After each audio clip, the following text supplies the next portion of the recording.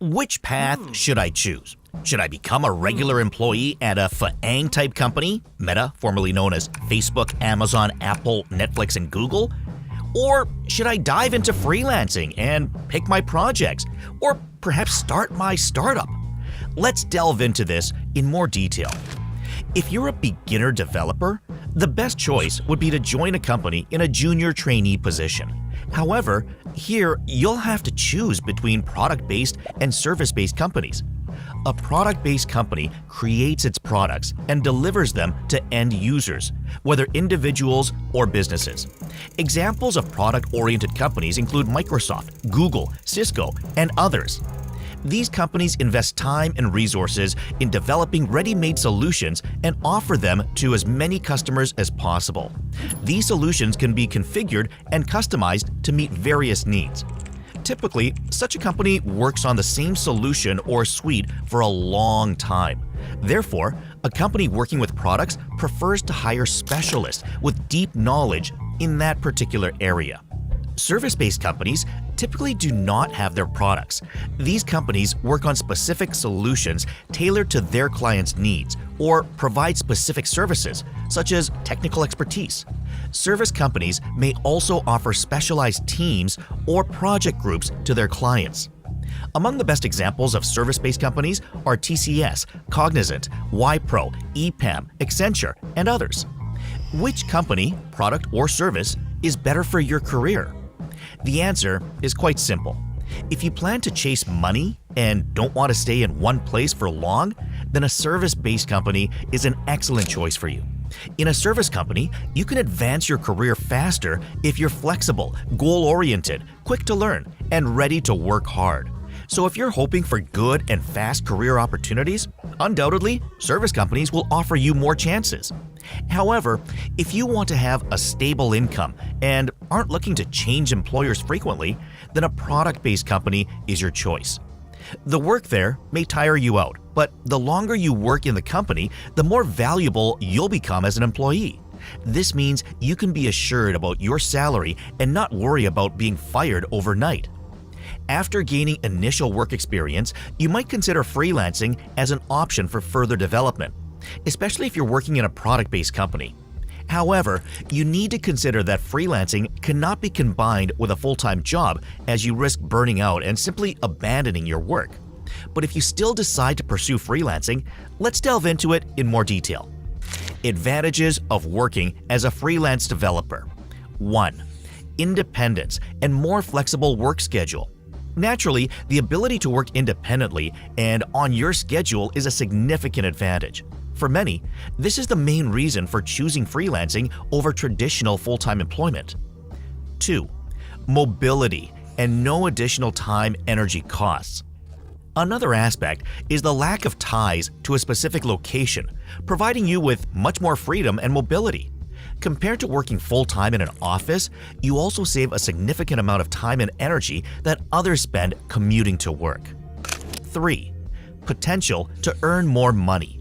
Your earning potential as a freelance developer can be significantly higher compared to what you would earn with full-time employment. 4. More potential for rapid professional growth. Finally, freelancing provides software developers with more opportunities for rapid professional growth. Disadvantages of working as a freelance developer. 1. Your actual income may be lower. Despite the potential to earn more as a freelancer compared to full-time employment, in practice, most people earn less with this transition. 2. Lack of financial security. As a freelancer, you're not guaranteed a fixed monthly income. This means you'll only get paid for the actual work you do, and if you have an unproductive month for any reason, your wallet will suffer accordingly. 3. Need for extensive additional work in project and client management. 4. Difficult and problematic clients. Problematic, difficult, and dishonest clients are worth mentioning separately as one of the most common challenges freelancers, including software developers, face. 5. Significant workload. Most freelancers need to work substantial hours to ensure a stable income at a level that can match or exceed full-time employment. Most freelancers must constantly maintain multiple projects in their pipeline to guarantee a stable income. This means that to be successful as a freelance developer, you also need strong time management and project management skills. If the path of a freelance developer doesn't interest you, or if you've already gained enough experience working there, then it's time to try your hand at a startup, the video about which is already available on our channel.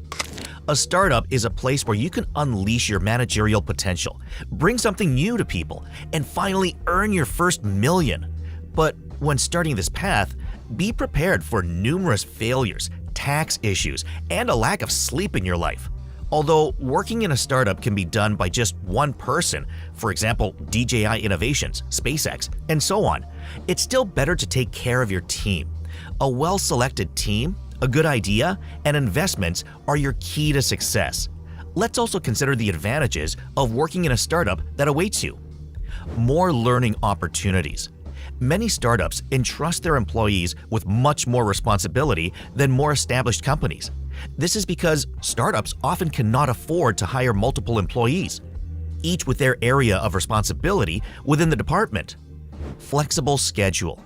Many startups offer employees the opportunity to work flexible hours, and some startups even allow employees to work from home if they choose this option. This is a great advantage for professionals with active home lives or regular commitments outside of work. Unique experience. Working in a startup often differs from working in any other type of company. Because of this, startup employees often have the opportunity to enjoy a unique experience that is not available elsewhere. However, in contrast to the advantages mentioned, there are also numerous drawbacks, such as heavy workload. Working in a startup usually comes with great responsibility than in a more established company. For some, this is an advantage. For others, it can cause work-related stress due to the heavy workload and responsibility placed on them. Burnout and stress are more common in startups that give their employees significant responsibility beyond their skill level. Long hours. Many startup employees have to work long hours with limited vacation and holiday time. This is especially true in the early days of a startup, as these new companies need to quickly capitalize on trends to experience early growth. Lower pay. Many startups cannot afford to pay their employees what they are truly worth until the startup begins to see significant growth and revenue increases. As a result, working in a startup often means lower pay than you could get in a more established company. If you're not afraid of challenges and you're ready for new adventures, then a startup is the right choice for you. So, summing up, it can be said that there are plenty of opportunities for career growth in the IT field.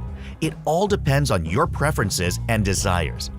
Here, you can find a path for those who prefer to engage in one thing for years, as well as for adventurers who want to achieve their first million and universal recognition. Choose your path and remember, you can do it.